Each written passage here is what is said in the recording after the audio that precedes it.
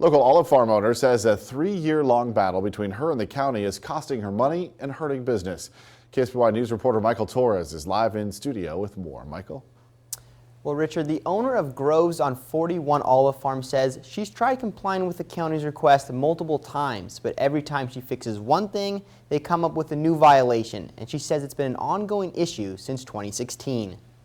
It's heartbreaking that you're told one thing and you buy it and you understand it and you go forth and you do the correction and then find out that they moved the goalposts on you and you have to do something else. Karen Talent installed her Olive Farm sign in 2016, which she says costs a lot of money, but she says it's worth it to her and her farm to help market her olive oil. But just a few months later, Talent says the county said the sign did not meet requirements. They told Talent she couldn't include her website on the sign, so Talent complied. We took it down and went to the sign maker and had him make a sign that said Olive Farm. Talent says the county then requested the original plans for how the sign was built. Again, she complied, and after paying her contractor for the documents, she says she thought it was solved. But just a year later, the county again told her the sign didn't meet code because the structure didn't meet the minimum setback requirement, meaning the sign was too close to property lines.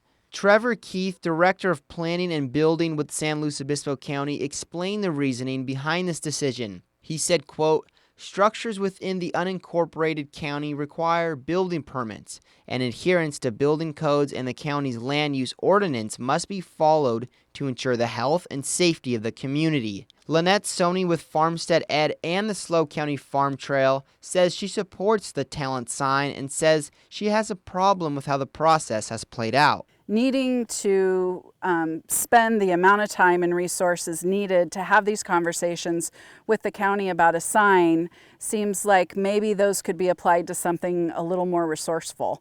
Talent was hoping to open a farm stand on the property, allowing for olive oil tastings and the ability to generate revenue. But Talent says she can't do that until the sign problem can be worked out and hopes to be able to keep the sign in some capacity. Keith says Talent has been given 3 options, which include removing the sign, moving it back at least 20 feet away from the property line, or making the sign mobile on a trailer.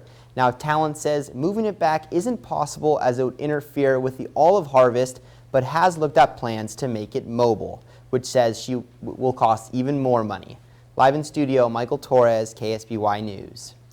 All right, Michael, thank you. Keith says the Planning and Building Department is currently trying to help Talent through the process and to get her project into compliance with the county building code and land use ordinance.